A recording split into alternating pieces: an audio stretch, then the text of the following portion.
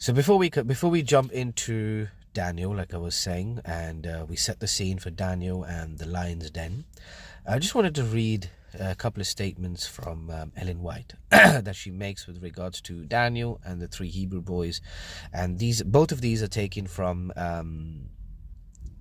Education 55 1 and 2. So 55 paragraph 1 and paragraph 2. So, and Daniel and their companions had been faithfully instructed in the principles of the word of God. They had learned to sacrifice the earthly to the spiritual to seek the highest good, and they reaped the reward. Remember, I've always mentioned that these guys, Daniel and the three Hebrew boys, they were learned in the word of God. They really studied. They studied Moses, the kings, Samuel, Isaiah, Jeremiah. They knew the scriptures. Okay, their habits of temperance and their sense of responsibility as representatives of God called to the noblest development the powers of body, mind, and soul.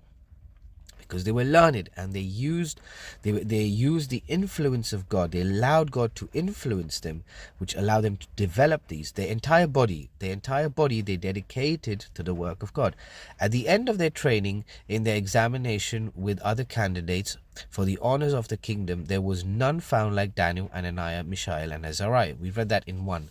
When we did the first trial of the Hebrew boys, we read that there was no one else that came as close to these guys in terms of intellect, beauty, vigor, physical strength, mental strength, etc.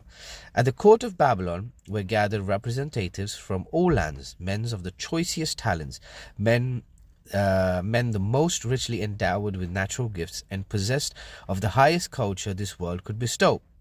Yet amidst them all, the Hebrew captives were without a peer, without any rival. In physical strength and beauty, in mental vigor and literary attainment, they stood unrivaled. No one could come close to them.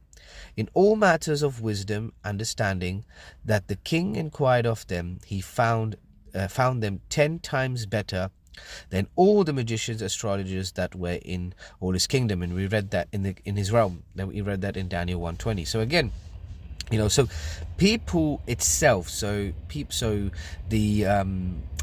person who was looking after them, as we read in Daniel 1, as well as the king, they confessed themselves, they confessed themselves that there was no one like these people, because they were learned in the word of God and they dedicated their lives completely to the word of God. Now, it may seem like I'm repeating myself, but I'm really not, brothers and sisters. Repetition helps understanding. So this is very important to understand.